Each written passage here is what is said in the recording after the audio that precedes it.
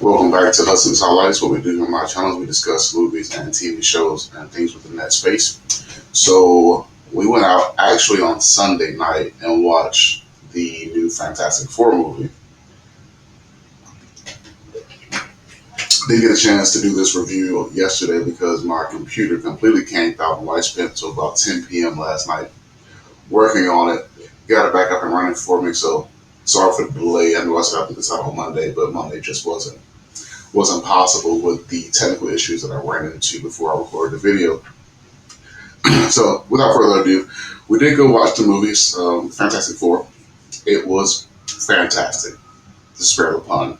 Um, I like the fact that this movie was shot in its own space.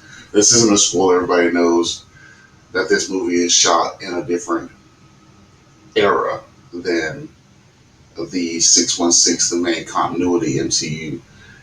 That benefited this movie greatly because they didn't have to explain why Spider Man didn't show up, or why didn't Sam Wilson show up, or why didn't XYZ show up to help them.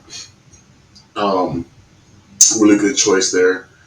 Really good choice with the casting. The casting choice was phenomenal. I thought that maybe casting Pedro Pascal was a little overuse of him, but he killed it in this role. Killed it. Sue Storms killed all four characters, all four actors did their thing in this movie. The best part about this movie, honestly, was the connection between the four characters. It really was. Whenever they were on scene together, the family dynamic they shared really stole the show. To that fact, also the fact that they didn't give us an origin story helped this movie a lot because you pick up basically with them giving you a quick montage of like, here's the Fantastic Four, this is how they came to be, blah, blah, blah, blah, skipping right into the action or right into the plot. That helped this movie because it didn't drag. It didn't give it that sense of, okay, let's get through the first 35 minutes of explaining how the Fantastic Four became the Fantastic Four, and then we can watch the Fantastic Four. They skipped right past that point. Helped it a lot. It really made the movie streamlined and gave the audience what they came to see and not felt beholden to giving us a reason for having the Fantastic Four. Fantastic job there. Looking at it now, I'm not sure how many of you know this. There was a plot for Red Ghost in the movie. They hinted at it slightly, but that part was removed. It was all over the trade. So if you didn't know about it, unfortunately, you do now. So it's not really a spoiler because it's not anything that's in the movie. But after watching the movie, I see what they mean. There really just wasn't room. There really wasn't room to try to squeeze in another plot device. To that point, though, that just further doubles down what I meant. The movie in and of itself is a perfect time for what it was shot. I think it ran something like right at 2 hours. It didn't feel 2 hours. It was quick paced. It was straight to the point. Every scene that Silver Surfer was on the screen really made the movie. Like her character, not only did she make the Fantastic Four show you what they can do as a team, but it also made the stakes greater because you can feel that she felt dread for Galactus. Like she felt like Galactus was a threat. She wasn't coming to, because she had no reason to show up early, other than to tell them, spend this time wisely, because she has done this before. And that really made the movie feel that much more deep. The depth of the movie was elevated. Well, depth and elevation don't really make sense, but you get what I mean. The depth of the movie was that much more drummed down because you realize that the Silver Surfer, the herald of Galactus, is afraid, and she's afraid for them. She pities them. They did a really good job with the Human Torch. They didn't give him the standard, I'm a playboy, I'm kind of a dummy, True, they really went for, hey, this guy's smart. This guy's a scientist too. Like, there's a reason why he was on this team. There's a reason why he went to space with the Fantastic Four, because he in and of himself, he is fantastic. And they, without giving any plots away or any devices away, they really did a good job showing us that not only is he a great character, but he's a great member of this team. And he has gifts and attributes that benefit the team. And in previous iterations, at least one that comes to mind, they always give you, well, Johnny's just a hothead. And in the comics, they kind of get their powers based on their personalities.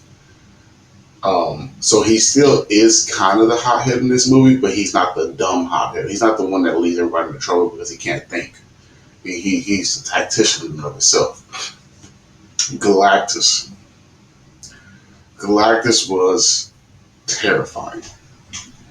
Terrifying. Um, there's one scene in particular, and I won't give anything away, but you see in the trailer that the Fantastic Four do go to Galactus to try to negotiate. That scene where they try to negotiate with Galactus, and you see the sheer scale of Galactus, really makes you sit back in your seat, because they did a great job with the CGI of Galactus. When you juxtapose him against the Fantastic Four, you quickly realize that they are way in over their heads. Like, nothing they will be able to do is going to stop this guy, and that's very apparent as the movie progresses. And it was just a great movie, man. After watching Superman, then I had to, like I mentioned before in my previous video, I watched Thunderbolts late. Also was a good movie, but then now that I've watched the Fantastic Four, I have to say this is my favorite superhero movie this year. For sure, hands down, not even close. Superman was great. Thunderbolts was great, but the Fantastic Four was actually, it was returning to form for Marvel. Like, if anyone was feeling like Marvel's been on the slum lately, and listen, I get it. I'm a big Marvel fan. If I'm telling you, I get it, I do. The Fantastic Four was Marvel reminding everybody why they held the crown for so long. And it shows. This movie is impeccable, man. I walked out of the theater thinking, man, I might have to go watch that again. Like, and I felt that way about Superman, but I never did dive into going to do it again. But I may watch Fantastic Four on several different occasions. I mean, even when it hits streaming, I might watch it again at home, just because of how good of a movie it was a good movie. Like, if you take away the Fantastic Four of it, if you remove the superhero of it all, and you just tell me there's a movie about these four people facing a grandiose threat, I can tell you, okay, well, let me go check that out.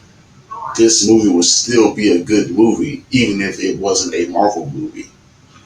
And I think that's what Marvel was missing for so long, is that they were making good movies, but they weren't making they were making good superhero movies, but not good movies. Like, everything was about, look how fantastic Sam is now with the shield, and look how fantastic Ant-Man is now with the Pym particles, and look how but it really wasn't about, it wasn't a character driven or characters driven story, which is what it used to be. If you think back to Iron Man 1, that was a guy who had his family had made their fortune in weapons dealing, and he was forced to see the error in their ways by being confronted and having to deal with what happens when your weapons get put in the wrong hands. And that changed him as a person, which changed his character story in the movie. We can relate to that. Captain America, even though that was a fantastic story, of course, it was something that was completely fictional. You don't want to expect a man to survive like that, but you can see how it would feel to be a man snatched out of your timeline and thrust into a world that you really don't understand, and everything that you knew is gone. Like that's a character-driven story, and I think Marvel had gotten away from that. And Fantastic Four is really a return to form. It really, really is a return to form. If you have not given it a shot yet, I cannot stress enough. If you were feeling like maybe I'm going through a little bit of superhero fatigue, and maybe this isn't, maybe I'm just losing interest in superhero movies, I'm telling you, you're not. Go watch Fantastic Four, and you leave down in the comments if you still think that way when you get done watching that movie, because I'm willing to bet some figures that you don't. But anyway, to wrap this up, good movie and a thumbs up, a thumbs down world. This movie was a 100% thumbs up. Like I said, I intend to go check it out again, even if I have to wait for streaming. And this will not be my final watch of this movie, especially knowing that the next movie wasn't from Marvel won't come out for quite some time. This may be the last one we have to hold our hats on for a while. So, got a feeling that a lot of people are going to be watching this more than once.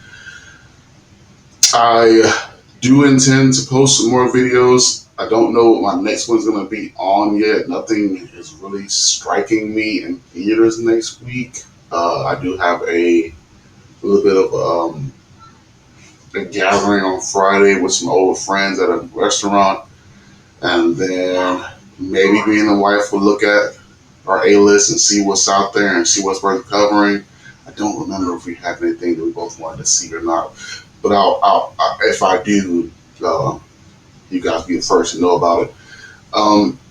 Also, I know, like I said, if you check my previous videos, we do cover TV shows as well. The only reason why I didn't cover Ironheart is because I didn't really feel a big interest in the show, and I wasn't wrong. The reviews weren't great. People were not happy about how that show turned out. So I'm really glad I didn't waste your guys over my time shooting that. But I do have some pipeline shows that I do want to cover.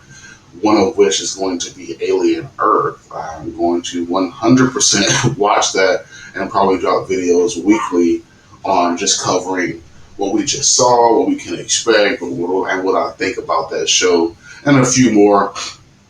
I'll probably sit down tonight and get a list for you guys. So when I shoot my next video and drop it, I'll have a little bit more details about what the direction of the channel is going to be.